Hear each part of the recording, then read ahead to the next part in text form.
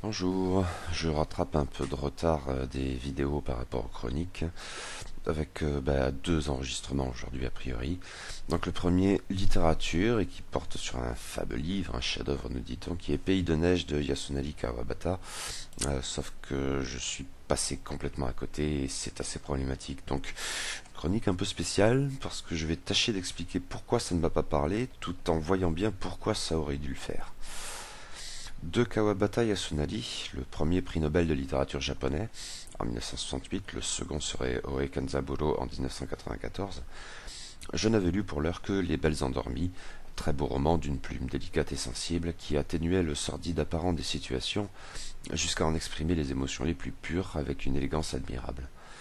Les Belles Endormies est bien un des chefs-d'œuvre de l'auteur, et peut-être son texte le plus connu en France. Mais au Japon comme ailleurs, quand vient le moment d'envisager dans son ensemble le travail de l'écrivain, c'est peut-être un autre roman, antérieur, en fait, mais sous sa première forme seulement, j'y reviendrai, il s'agissait du premier roman de l'auteur, autrement célébré pour ses récits courts et éventuellement très courts, qu'il désignait comme ses récits de la paume de la main. Un autre roman, donc, qui est cité de préférence et qui s'intitule Pays de neige, Yukiguni. Il figurait sauf erreur parmi les premières traductions de l'auteur, en anglais comme en français, et sans doute dans d'autres langues. En 1968, le comité Nobel s'y est particulièrement attardé. Si le prix récompense une carrière dans son ensemble, il est bien parfois des œuvres individuelles qui se singularisent dans l'argumentaire du jury, et il semblerait que Pays de neige ait été dans ce cas, même si d'autres œuvres de Kawabata avaient bien sûr été mentionnées en cette occasion, mais bizarrement ou pas, Les Belles Endormies n'étaient pas du lot. Il me fallait donc lire ce roman d'une importance cruciale, non seulement dans la carrière de l'auteur, mais probablement bien au-delà dans l'histoire de la littérature japonaise, voire mondiale. Hélas, je suis passé complètement à côté, ou peu s'en faut. Ce compte-rendu, j'imagine, va dès lors témoigner d'une certaine gêne à chaque instant. Il va me falloir tenter d'expliquer pourquoi ce roman, sans doute très bon et même mieux que ça, en tant que tel, ne m'a pas parlé. Pour une approche objective, je vous engage donc à fouiner par ailleurs, vous ne manquerez pas de tomber sur des articles tout à fait intéressants et autrement positifs, donc autrement pertinents.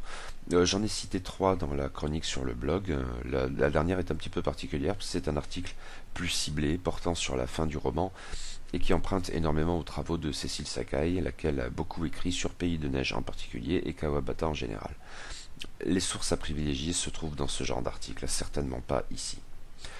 Mais moi, eh bien, ça n'a pas pris. Je vais tâcher de le développer par la suite, mais l'idée c'est un peu que je pense être, dans une certaine mesure, en état d'envisager rationnellement, intellectuellement peut-être ce qui fait le brio de cette œuvre, mais sans m'être jamais senti impliqué émotionnellement.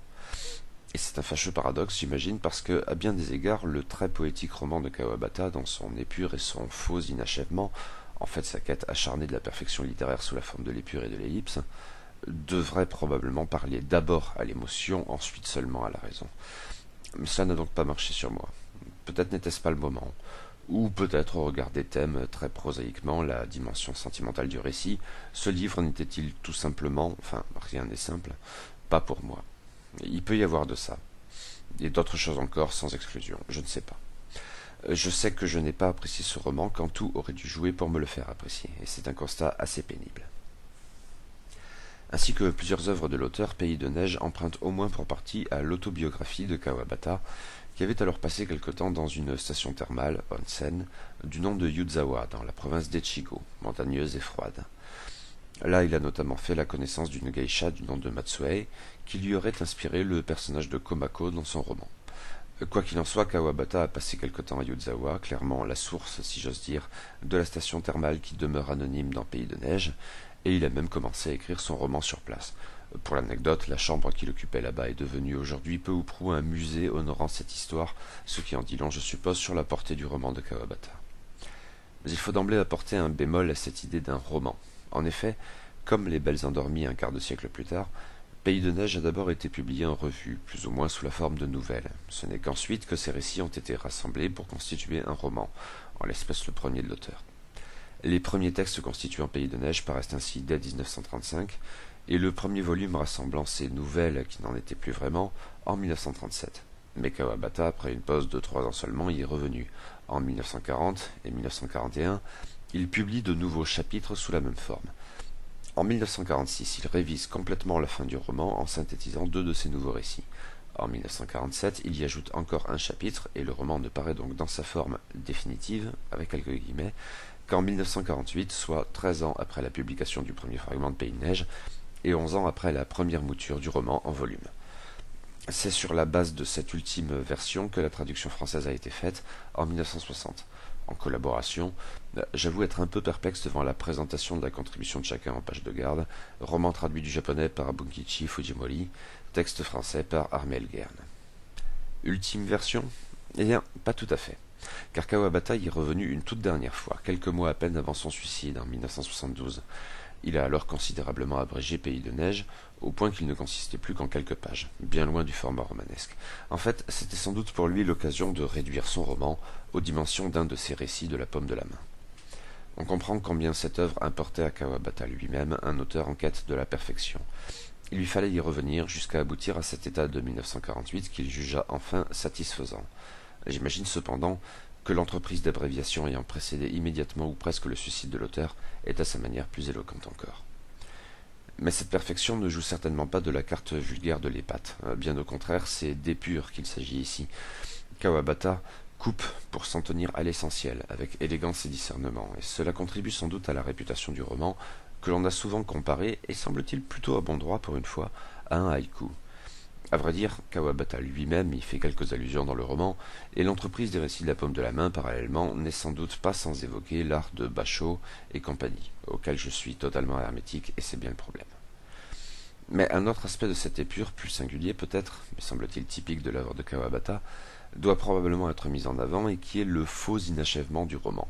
Faux à l'évidence tant le travail acharné de l'auteur témoigne bien de ce que Pays de Neige a été longuement mûri, réfléchi, repris, pour toucher enfin à la perfection, ou à cet état jugé satisfaisant par l'auteur. À ce compte-là, c'est tout sauf une œuvre inachevée. Ce qu'il faut entendre par là, c'est la nature délibérément fragmentaire du récit. Même s'il y a un début clairement identifié en tant que tel, mais peut-être pas sans ambiguïté pour autant, et j'y reviendrai, et, du moins à partir des révisions des années 1940, une conclusion qui sonne bien comme une conclusion, l'impression d'ensemble demeure pourtant celle d'un roman que l'on aurait très bien pu prendre en cours de route, et dont la fin ne répond pas aux questions du lecteur, voire l'amène à s'en poser davantage encore, dans une impression seulement, d'indécision que l'on pourrait trouver frustrante, mais qui là encore est sans doute mûrement réfléchie. En fait, l'histoire pourrait se poursuivre au-delà. Elle ne le fait pas, mais elle le pourrait. De même qu'elle aurait pu commencer avant. Et entre la première et la dernière page, la narration procède en outre souvent par ellipses, éventuellement compliquée par un jeu temporel subtil où le passé et le présent ne sont pas toujours bien aisés à distinguer, délibérément, et s'enchaînent sans vraie causalité. Le procédé d'écriture du roman, puis ses multiples remaniements, appuient encore davantage sur cette dimension.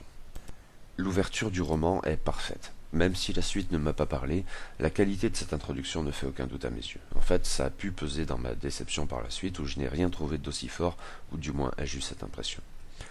Nous sommes dans un train qui franchit un tunnel de montagne. Il vient de Tokyo et se rend à une station thermale anonyme, située dans une région que l'auteur n'appelle sauf erreur jamais autrement que Pays de Neige, en notant que la neige y est certes abondante en hiver, quand les touristes viennent pour le ski, mais nous aurons l'occasion de visiter la région en d'autres saisons pour d'autres activités comme la randonnée, outre bien sûr le seul statut d'onsen qui justifie bien que malades et bien portants s'y rendent pour prendre soin d'eux. À bord de ce train, un voyageur est interloqué par une scène qu'il ne perçoit que dans les reflets de la vitre, une jeune femme qui prend soin d'un jeune homme fort malade et elle y met beaucoup d'attention. L'aura de mystère entourant la séquence séduit notre homme sans qu'il comprenne bien pourquoi, si ça se trouve. Cet homme, c'est Shimamura, un dilettante entre deux âges, qui vit à Tokyo avec femmes et enfants. Parce qu'il lui faut bien faire quelque chose, il est devenu de manière autodidacte un spécialiste du ballet occidental qui le fascine. Mais c'est aussi un homme qui apprécie de quitter régulièrement la grande ville pour apprécier dans la nature la beauté et la pureté, et d'autres choses aussi sans doute, car notre bon père de famille fréquente volontiers ces dames de la station thermale, ce qui n'a absolument rien de choquant de ne pas s'y méprendre. Nous n'avons pas besoin d'en savoir davantage, même si des traits de personnalité seront progressivement esquissés, qui en font un homme parfois arrogant, mais sans doute bien moins cynique qu'il le prétend, en même temps. Un esthète aussi, un homme en quête de pureté, porté à la contemplation et à l'auto-analyse de ses sentiments, et, fait sans doute significatif, récurrent dans la littérature japonaise alors, un intellectuel déchiré entre tradition et modernité, Japon et Occident, ce en quoi il peut être un écho de Kawabata lui-même, fin connaisseur de la littérature occidentale, et dont l'approche de la littérature japonaise s'affichait moderniste, mais en qui le sentiment passionnel du Japon traditionnel a sans doute toujours été présent, même sur un mode éventuellement douloureux, ce qui a pu expliquer son positionnement politique dans les années 1940, quand il a soutenu le militarisme ultranationaliste. Peut-être mieux vaut ne pas trop m'avancer sur ce terrain, je n'en sais rien au fond. Au-delà qu'importe, Shimamura sera notre point de vue, et nous nous pencherons sur ses amours au fil de 3 voyages à la même station, en 3 saisons différentes, et pas forcément dans un ordre linéaire, printemps, automne et hiver. Car Shimamura entretient dans le pays de neige une liaison compliquée avec Komako, une geisha, inspirée donc par une certaine Matsuei bien authentique que Kawabata avait rencontrée à Yuzawa. Geisha est un terme propice aux confusions, d'autant plus que le contexte du roman complique la donne en fait. Ceci dit, il n'est jamais explicite à cet égard car il n'en a sans doute pas besoin, a fortiori pour un lecteur japonais j'imagine. Tentons quand même d'en dire un mot ou deux. Contrairement à l'image souvent répandue en Occident, une geisha n'est pas au premier chef une prostituée. Si l'institution a ses non-dits à propos d'un pareil roman d'allure elliptique, et entretient de longue date des relations éventuellement troubles avec la prostitution, il n'en reste pas moins qu'une geisha est d'abord une dame de compagnie. Elle se doit d'être cultivée et raffinée, à même de soutenir une conversation pointue, notamment en matière artistique, et de faire elle-même la démonstration de ses talents en ces matières, en composant de la poésie, en dansant, en chantant, en jouant du shamisen. Le statut traditionnel de la geisha n'exclut pas la possibilité pour elle d'offrir des prestations d'ordre sexuel, mais cela ne va pas de soi, au sens où cela n'a rien d'une nécessité. Et quand c'est le cas, c'est le plus souvent dans le cadre d'une relation suivie avec un unique client, etc. Toutefois, le statut de Komako est rendu compliqué par le fait qu'il s'agit en fait d'une onsen geisha, onsen désignant les stations thermales.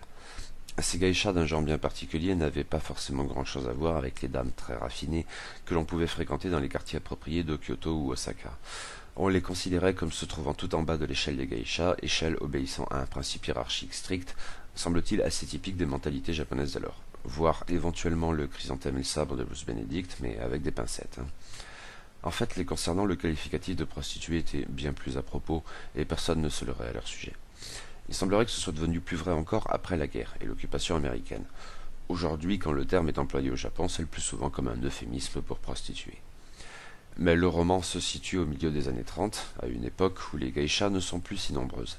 Et même dans ce contexte, Komako n'est pas non plus une onsen geisha comme une autre. Déjà, sauf erreur, elle n'est pas une geisha itinérante, contrairement à la plupart des onsen geisha. Mais elle est attachée à cette station précisément du pays de neige, même si son hébergement chez la maîtresse de musique d'emblée traduit l'ambiguïté du statut du personnage. Mais surtout, elle fait preuve, parfois, d'un raffinement qui la hisse régulièrement au niveau des vrais geishas.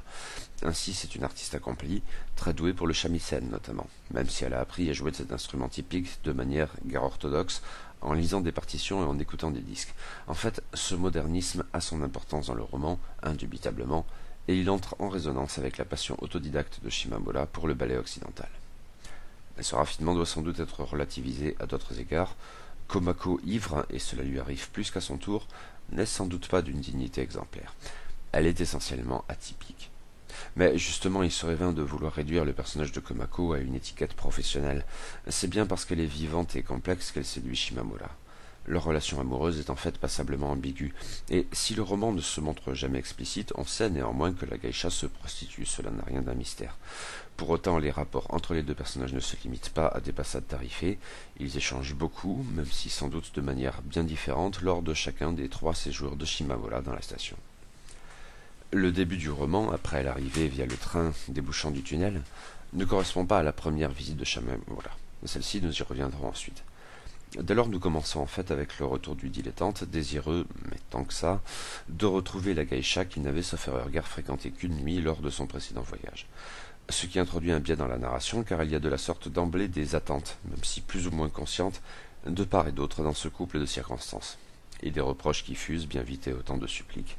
La passion, au-delà de ces fantasmes de relations davantage suivies, qui semblent alors lutter contre les contingences et la froideur nécessaire ou supposée de l'autre, la passion donc est probablement l'apanage de leur rencontre, lors du premier séjour à la brièveté fondamentale.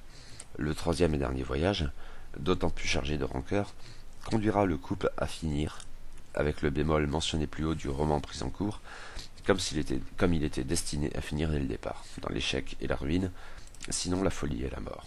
Du côté de Komako, car en ce qui concerne Shimamura, plus désinvolte, Une forme de révélation ou illumination sera peut-être en définitive de la partie, alors que la voie lactée au-dessus de la grange incendiée semble se fondre en lui, ou le contraire. Le dilettante prend conscience de sa place dans l'univers, principe supérieur extrait de la sphère de la contingence, quand tout autour de lui, à la fin de sa relation avec Komako, comme l'incendie dramatique de la grange muée en cinéma, exprime en dernier recours la beauté, même triste, de l'éphémère, donc peut-être le concept de Mono no Aware. Mais le roman repose donc énormément sur l'ellipse et le non-dit, outre qu'il y a cette idée d'une histoire prise en marche et dont on sort alors qu'elle pourrait encore se poursuivre, même si la scène de l'incendie justifie assurément le point final. Probablement faut-il aussi y ajouter une part de comédie. Tout cela rend plus difficile l'interprétation des sentiments de l'un et de l'autre, car ils avancent avec des masques, consciemment ou non. Je crois que c'est un aspect du roman qui peut expliquer mon absence d'implication. Pas l'ellipse à proprement parler, mais ce qui en ressort par défaut. Le fait est qu'aucun des deux personnages ne m'a paru sympathique. Komako en fait trop, dans un registre misérabiliste et capricieux, inconstante dans sa force comme dans sa fragilité. Shimamura n'en fait pas assez, en bon bourgeois guère porté à prendre en compte les conséquences de ses actes sur un monde extérieur qu'il s'asservit sans y penser à deux fois. Tous deux peuvent se montrer cruels, d'ailleurs, même si le roman incite à relever cette cruauté essentiellement chez le Tokyoïde fortuné, inconséquent et qui ne s'attache pas. Cette cruauté, en d'autres circonstances, aurait pu m'aider à m'immerger dans le roman, probablement davantage que la seule beauté, et bien davantage encore que la seule pureté, mais pour je ne sais quelle raison cela n'a pas été le cas, hélas. Échanges plaintifs et lourds de rancœur, et scènes de ménage plus ou moins franches, plus ou moins sensées, va-t'en, ne t'en va pas, par contre, ont bien fini par me sortir du roman à la limite de l'agacement. Mais il s'agit donc d'un avis très personnel. Comme tel, je serais incapable d'en dériver une quelconque argumentation. Si cet avis témoigne d'une chose, ce n'est certainement pas de la faiblesse du roman, mais bien de mon désintérêt pour le sujet, tout personnel, et que la finesse et l'élégance de Kawabata n'ont pas suffi à m'y intéresser. Cette histoire d'amour et de rancœur, finalement assez prosaïque au-delà du traitement formel soigné de Kawabata, se complique cependant et d'une manière tout particulièrement elliptique, en faisant intervenir deux autres personnages dont nous ne saurons quasiment rien, et pour cause, telle est d'une certaine manière leur fonction. Nous retournons à la très belle ouverture du roman, avec Shimamura observant dans la vitre les reflets de la jeune fille prenant soin d'un jeune homme visiblement très malade. Cette jeune fille, dont nous apprendrons par la suite qu'elle se nomme Yoko, exerce en fait sur Shimamura une fascination dont il ne fait pas mystère, y compris auprès de Komako, avec une absence de tact marquée. Il s'étend volontiers en pensée d'abord, puis également en parole, sur le charme incroyable de son visage, mettons, ou bien de sa voix, qui le plonge même dans une sorte de transe. Mais nous ne savons donc presque rien d'elle.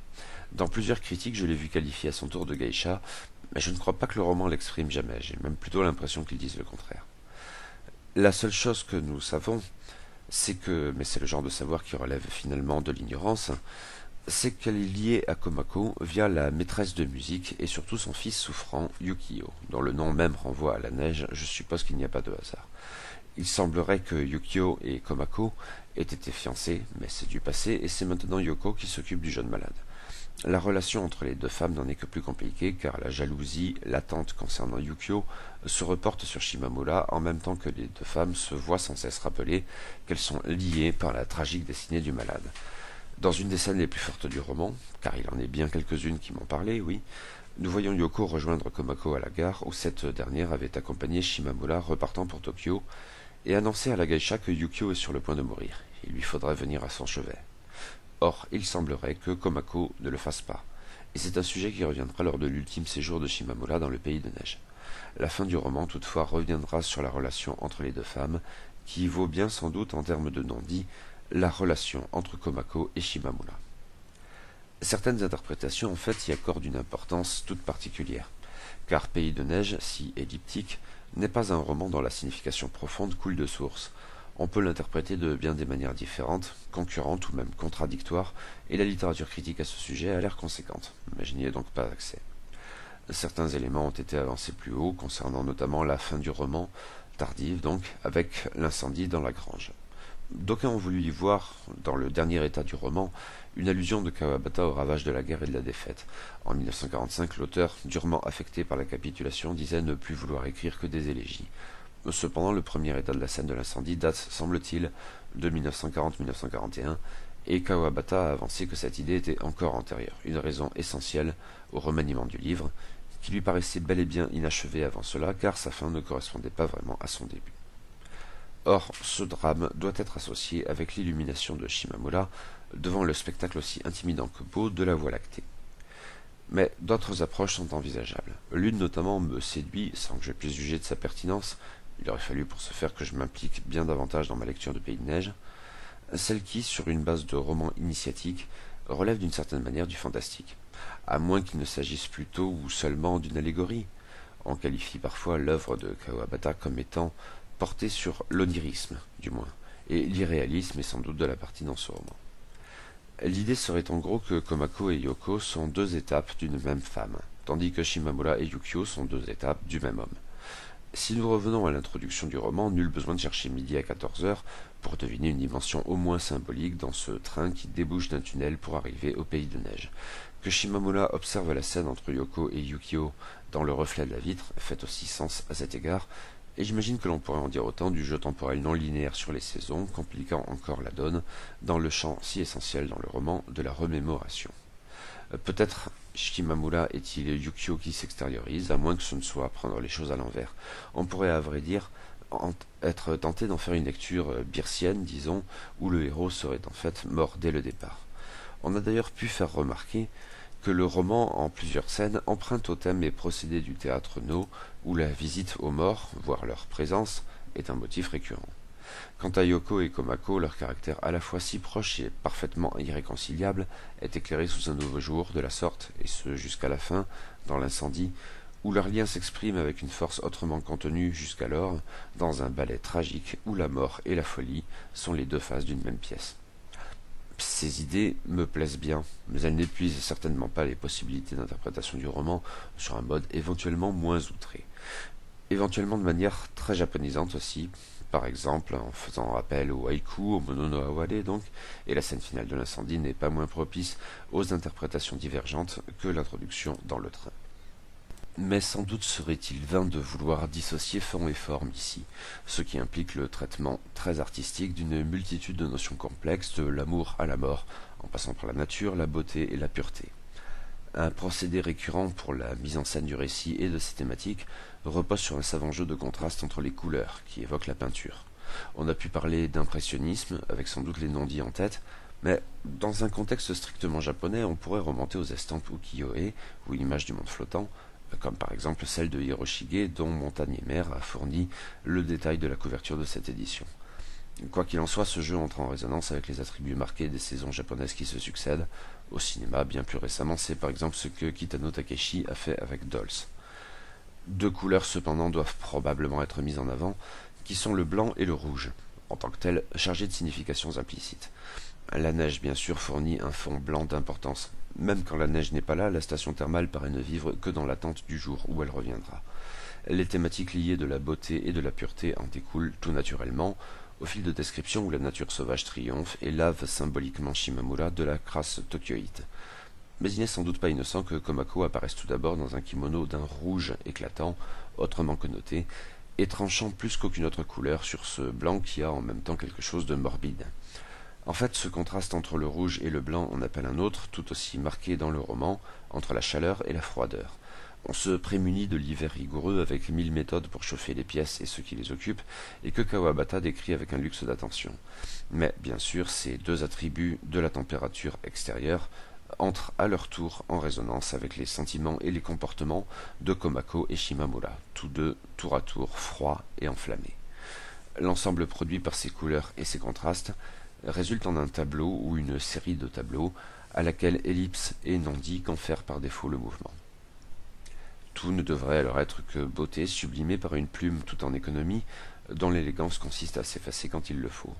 Un art proprement poétique, associé sans doute à ces haïkus de Basho ou d'autres, que je n'ai jamais été en mesure d'apprécier, mais dont Kawabata a sans contredit su dériver un style de prose brillant, que j'avais vraiment apprécié à la lecture des Belles Endormies, tout en supposant que leur quintessence, sinon dans Pays de Neige, mais on l'a dit, se trouverait peut-être surtout dans les récits de la Pomme de la Main. Mais alors, pourquoi cela n'a-t-il pas fonctionné sur moi ici? Je n'en sais rien. Mais le style de l'auteur, si travaillé dans sa discrétion, ne m'a cette fois que rarement ému. La très belle scène d'introduction, ou bien Yoko et Komako assistant au départ de Shimamura, tandis que Yukio agonise, ce genre de passage, oui. Mais ce sont plutôt des exceptions en définitive, jusqu'à la conclusion de l'incendie, si souvent loué, et sur laquelle on a pu, à bon droit, disserter avec tant de finesse, mais qui m'a laissé totalement froid. Pardon pour le faux jeu de mots pourri. Je me suis demandé si la traduction n'y était pas un peu pour quelque chose. Elle m'a paru un peu datée. Mais je manque trop d'éléments ici pour affirmer quoi que ce soit. Je reviens sur ce que j'ai un peu hardiment avancé en début de chronique. Tout au long de ma lecture, j'ai eu le sentiment de voir, avec des guillemets, en quoi Pays de Neige était un roman brillant, mais sans jamais le ressentir, là aussi des guillemets. C'est vraiment une question d'émotion, et j'y ai été sous cet angle totalement réfractaire. Sans doute est-ce que ce type d'histoire d'amour ne me parle pas de manière générale, pourtant j'aurais l'impression de pouvoir témoigner de quelques saisissants contre-exemples. Mais l'émotion et le sens sont probablement liés dans pareille entreprise. L'impression d'avoir intégré le roman rationnellement s'avère forcément trompeuse si le sentiment ne va pas de pair. Dès lors, l'intégration à froid des thèmes et des procédés de Kawabata est un leurre, et cette prétention bien malvenue confirme par l'absurde que je suis en fait passé totalement à côté de Pays de Neige. C'est sans doute un grand et beau roman. Nombre de lecteurs autrement enthousiastes sauront utilement vous en convaincre. Mais il ne m'a pas parlé, ce qui est anormal peut-être, et plutôt déprimant.